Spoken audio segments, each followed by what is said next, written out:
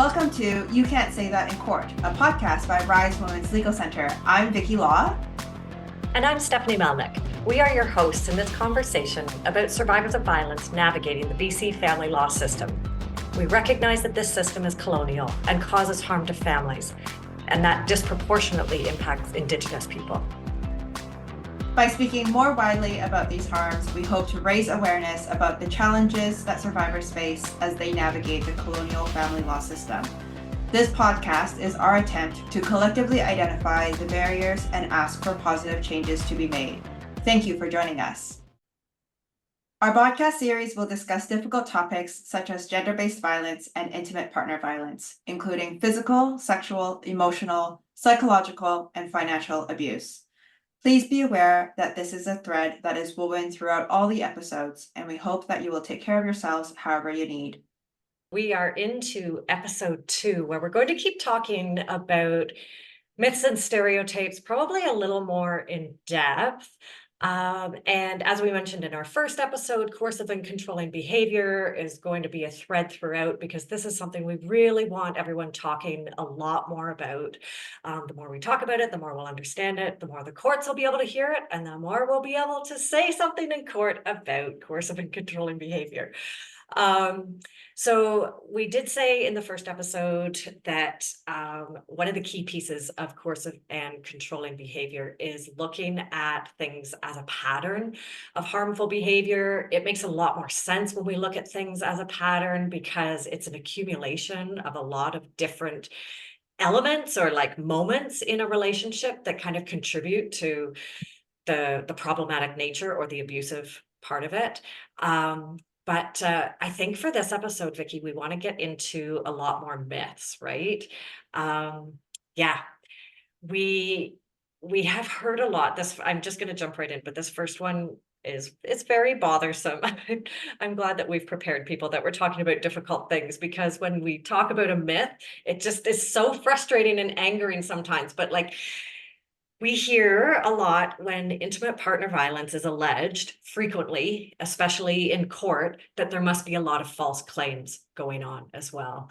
And it's so angering because I feel like now that we have better language, now that the Family Law Act has a more robust definition of family violence, and that this language and legislation now allows more discussion or identification of intimate partner violence in the courtroom, like bringing it up in the courtroom.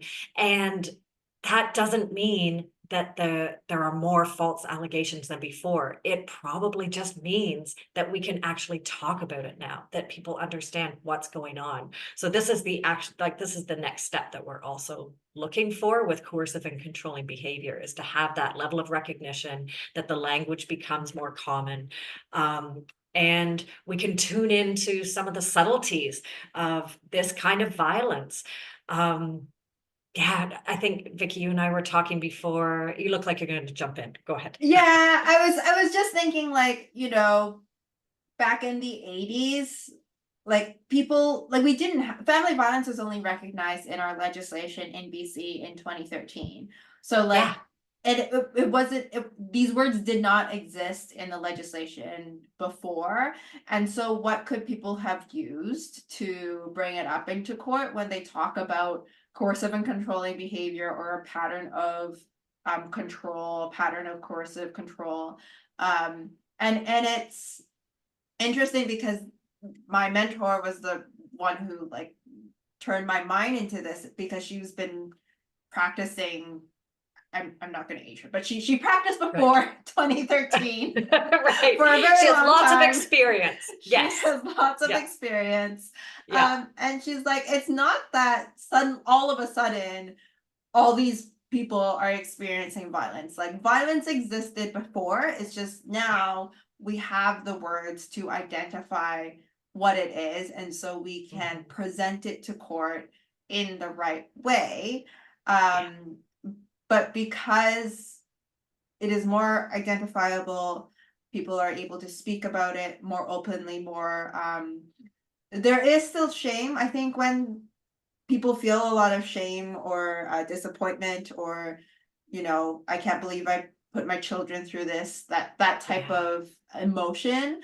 Um, Yeah. but it might not be as shameful because we know how common it is. Like I think Yeah.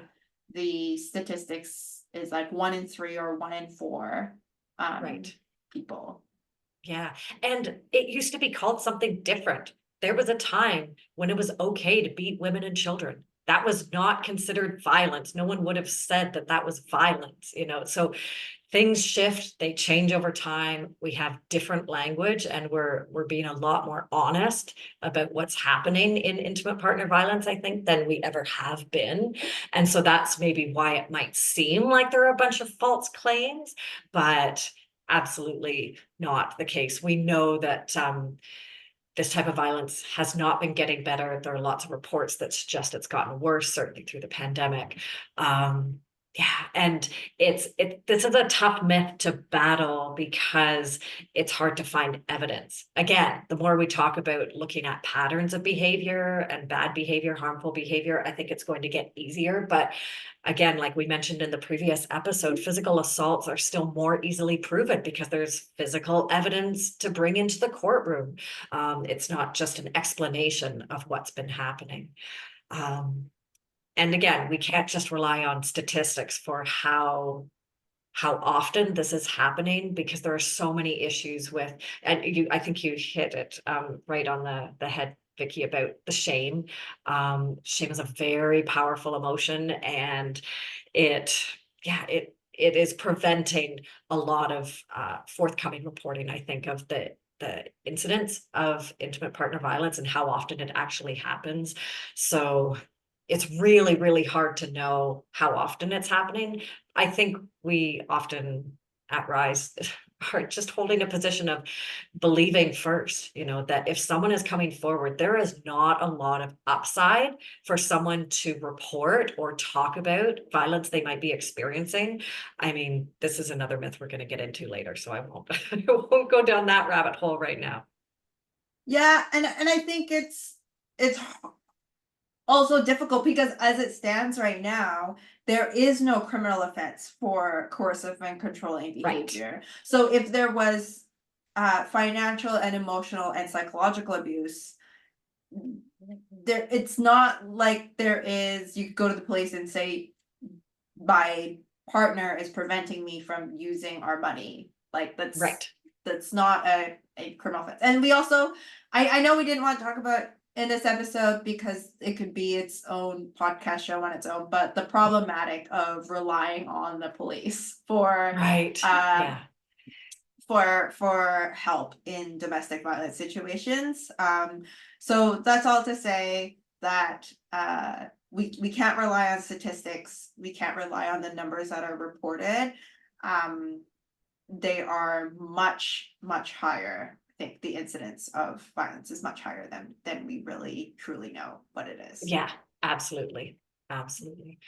Another thing that we often hear as pushback to the work that we're trying to do is that someone who is abusive just needs to control their anger. You know, that it's as simple as just turning it on or turning it off, and that they need to learn tools to get their emotions under control. You know, anger management classes or whatever it might be is kind of the old way of thinking about it. And we know that the opposite is true. In fact, abusers are incredibly good at controlling their emotions because they use their anger as a weapon.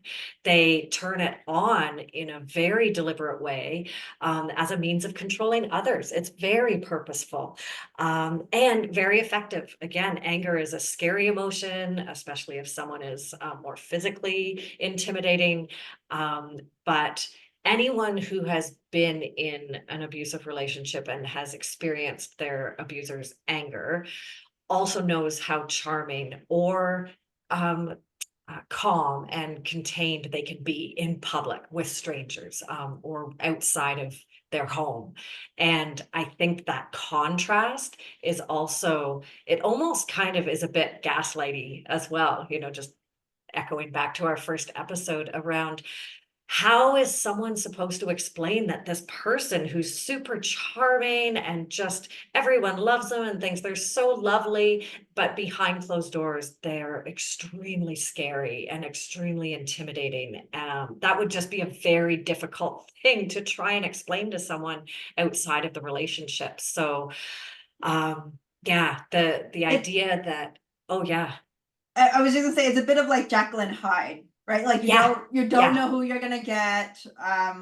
And you know, a lot of people who we support, they say they do have that fear that they're going to lose their children because they've seen how charming this person can be. And so right. they're like, Yes. there's no way the judge wouldn't like them because everyone likes this person. They're Yeah, so charming. They win over right. everyone. So um it if you meet them like on the street, you might not think, like you wouldn't know that this is how they act behind closed doors.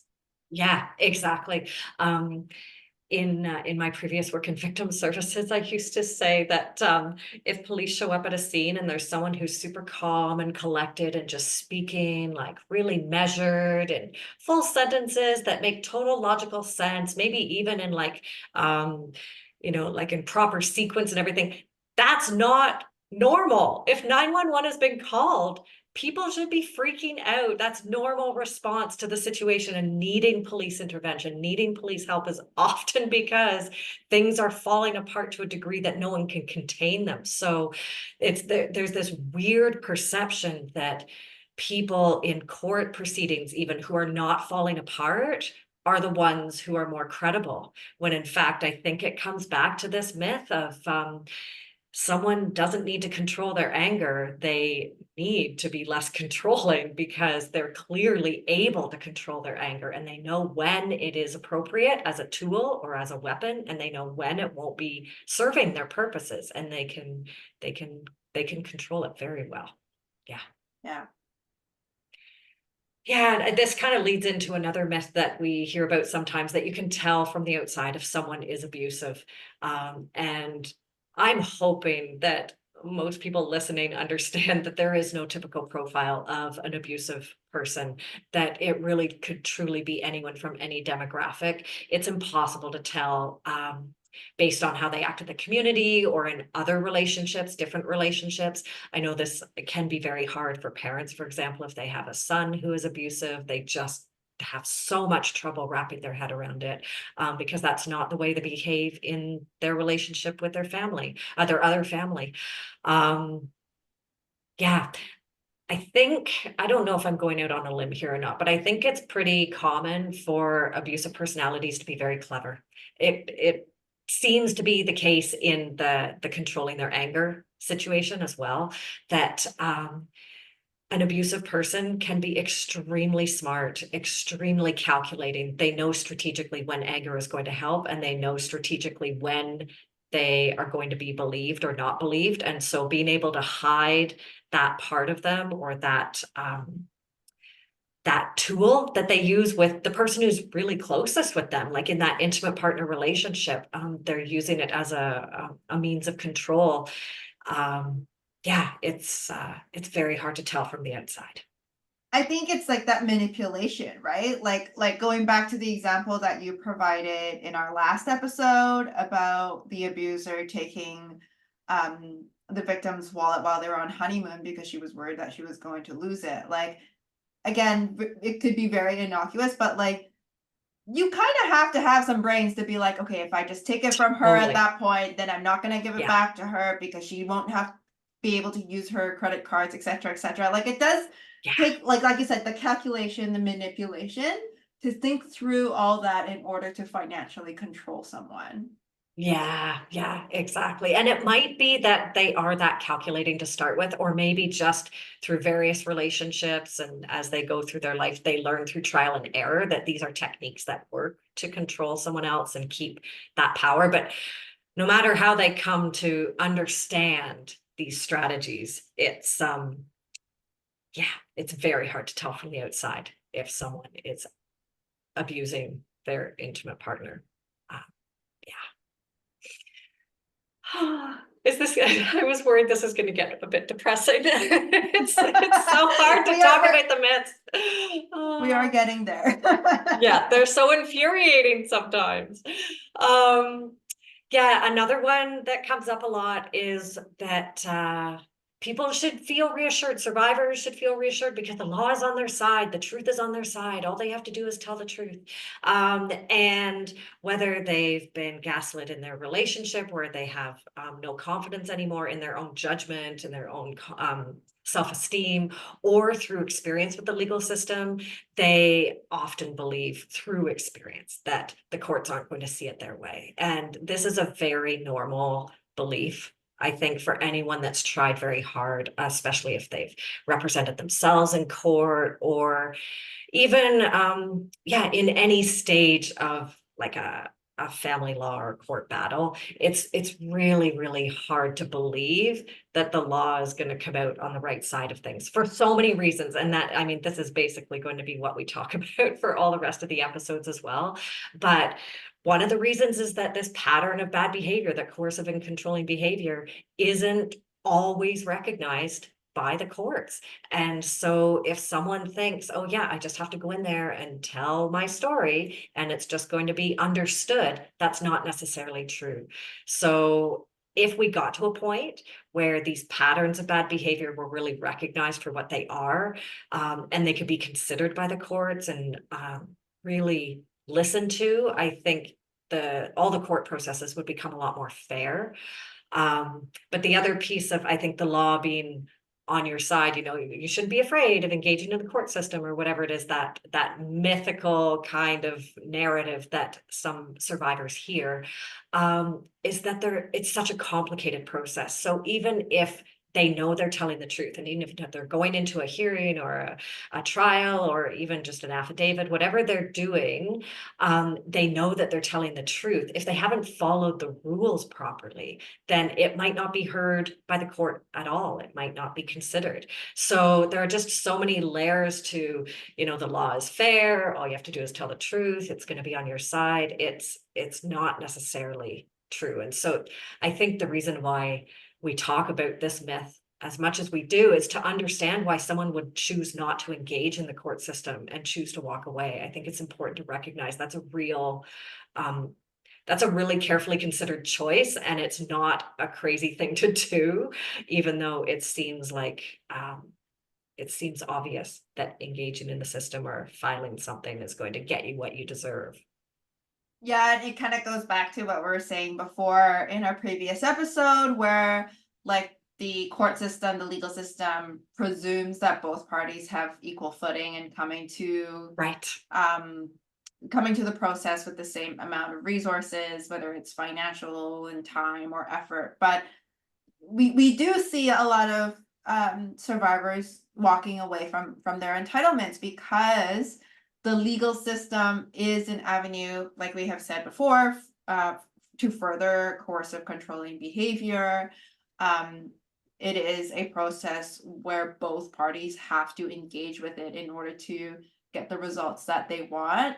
And so for some folks, it might be better to be like, my goal is to not engage with this person ever again.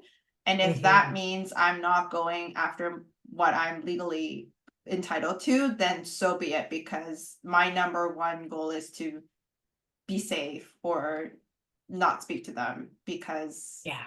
they will use this process to further their abuse. And Yeah. that is legitimate. Yeah, absolutely. It's legitimate. And I think what we've seen over the years also is that women and gender diverse folks in general are more willing to walk away because they have the perspective that they want to move on with their life. They just don't want to be caught going around in circles anymore. And that desire to move on is not shared by someone whose goal it is to keep control and keep power, right? They're the ones who want to continually engage. So yeah, this myth that the law is on the side of the survivor is not true for many reasons. Mhm. Yeah. So we had talked a little bit earlier about how some of because the prevalence of intimate partner violence coming into the courts, being disclosed, there must be a lot of false allegations, that kind of thing. That goes hand in hand with the idea that alleging abuse to gain an advantage in court is something that women do. They're trying to get more money or whatever it might be, and that they are fighting for more time with their children. And whatever it is that they're trying to do, there's this myth that they're going to invoke and allege family violence, even though it hasn't happened.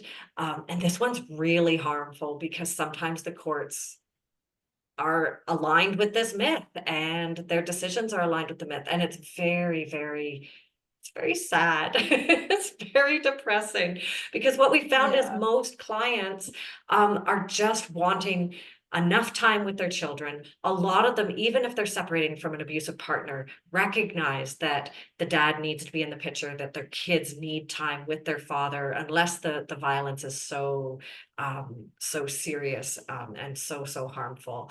But in a lot of cases, women will just walk away from their financial entitlements. Again, like I said before, because they just have that perspective of, I just need to move on. I need to have some peace in my life. I need to stop spiraling in this pattern where, they are surviving violence instead of being in control of their life. Yeah. Yeah, we laugh and smile at this one because we know the complete opposite is true, Yeah. right? There is Yeah. there is no advantage to claiming abuse. And in fact, one of Rise's reports, Haley Ryback, who will be a guest speaker in our future podcast, is the author of this report, Why Can't Everyone Just Get Along? And it identifies that survivors have been told not to bring up abuse in court, not to say that in court, Yeah. right? Don't say that in court. Yeah, because it has the opposite effect. It has the negative effect for survivors. There is no advantage to making a claim of family violence. And in fact, a lot of times, like, the court requires evidence of it, and the evidence is the survivor disclosing and sharing what they've gone through in that abusive relationship. And that's really difficult. And I don't think that is an advantage at all. Yeah. No, not at all. And it just adds an element of a wild card where even if the survivor has a lawyer, oftentimes I think the lawyer is unsure how the courts are going to hear that disclosure and the evidence of family violence and how that may or may not play into the final decision of whatever is going on in the family matter. Yeah, I'm curious. There's no way to know this, I don't think. I'll have to see if there's research we can do, but I would be very curious to know if more survivors don't talk about family violence in court than do. Those who all the survivors, do more of them keep it out of the courtroom? And I would guess that's the case. I would guess that there are lawyers looking for ways to put forward the evidence that they need to get the ultimate goal without, by sidestepping the whole issue of talking about the violence.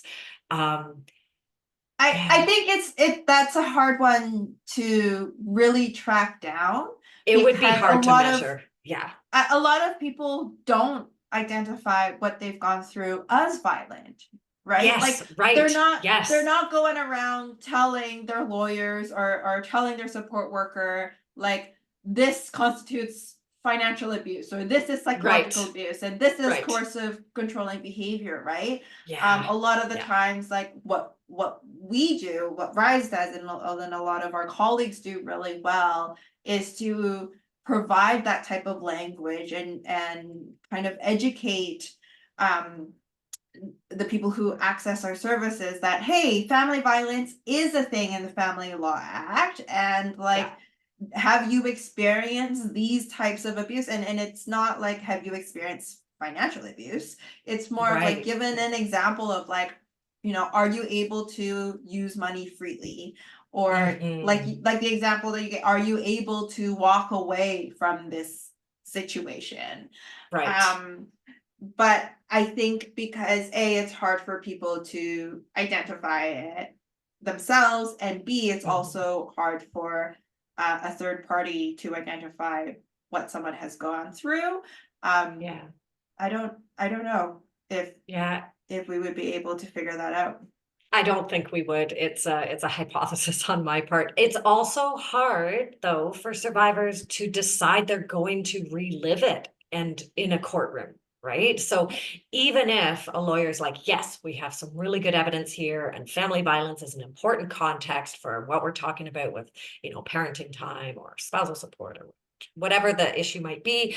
Um, Even if all of those pieces are in place, for a survivor to then decide to go through all of it in the public space of a courtroom is a whole other hurdle to overcome. So again, it's going to help if we can all talk about coercive and controlling behavior in a more common way, with commonly understood language, so that maybe survivors don't have to get into the details of what's happened for them as much, for the courts to still hear what's happening, and for us to just try and dispel once and for all a lot of these myths, like that somehow when someone brings stories of family violence into the courtroom, that they're gaining an advantage. It's crazy to think that. It's just Yeah. insane. And similarly, that women will exaggerate the violence in order to gain some sort of advantage. I think you were the one that told me, Vicky, you've heard from clients that survivors often don't tell the full story of what actually has happened. They only tell the bits and pieces that they have to, because of the shame that they feel for having been in an abusive relationship. When they finally get out of that relationship and they can look at the whole thing with a bit of perspective to understand what had happened, it's very shameful for some people to try and explain that. So they only disclose the bits that they need to. In most cases. And Yeah. This is another one where it's like the complete opposite in my experience, and I think a lot of people who work in the front lines or supporting survivors would probably share, is that most survivors kind of downplay their yeah, experiences for whatever reason, and it's not always that we get the full picture. And I would say that violence has not been exaggerated, in fact, right.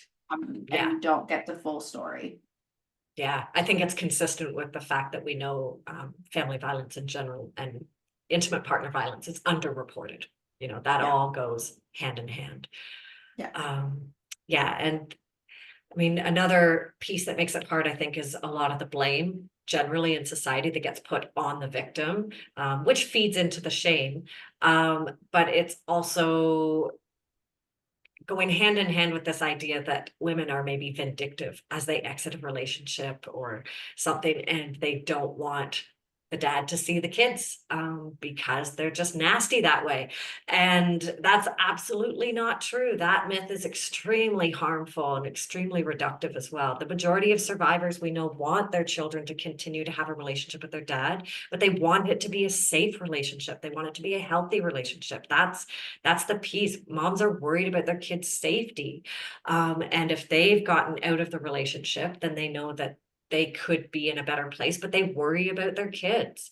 Um, yeah, it's terribly harmful to make this stereotype about women being vindictive somehow. Yeah. Um, I feel like there was one other item that we were going to talk about that I think there are a couple of more myths that we want to get through. We are going to talk in more depth about some myths and stereotypes when we get into a couple of future episodes. But one of the ones that we've heard in court is that violent people can still be good parents, and that they should have shared parenting. And just because violent behavior has occurred within the intimate partner relationship, that's not necessarily going to translate to the children, which I just don't understand how that could be the case when kids are part and parcel, part of the family. And also that it was just one time, back to this idea that there's just an isolated incident. And it doesn't have to be multiple incidents for there to be a problem in that relationship. Again, that moms are looking for their kids to stay healthy and safe in all of their relationships, including the relationship with their dad. Yeah, there's also this idea that we can draw a line in the sand and just say, oh yeah, this kind of bad behavior happened in the past, but now we're here, we're into the future, and it's going to be fine from here on out. I think that's maybe less of a myth and more of a misconception that if we're not going to deal with the underpinnings of that, like what contributed to bad behavior in the past, then how can relationships continue into the future in a positive way, in a healthy way?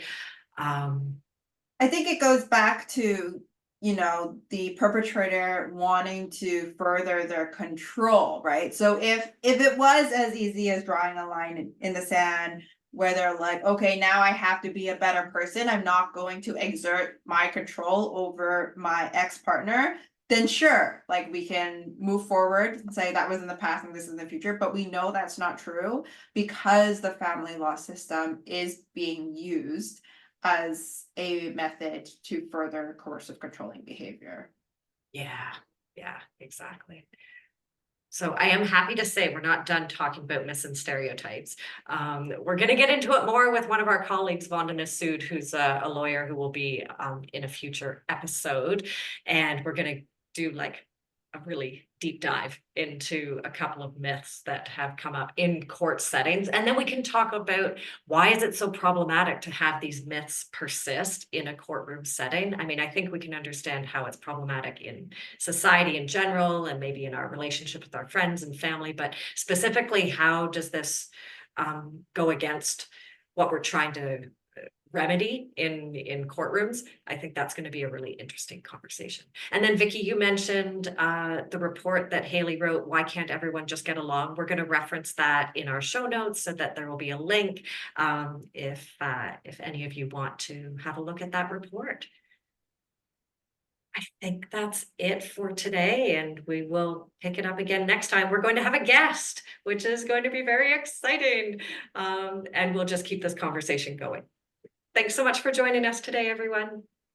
Everything that we have said today is not legal advice. If you or someone you know needs legal advice, please consult with a lawyer. We want to acknowledge that this podcast would not be possible without the generous contribution by Women and Gender Equality Canada, Femmes et Égalité des Genres Canada,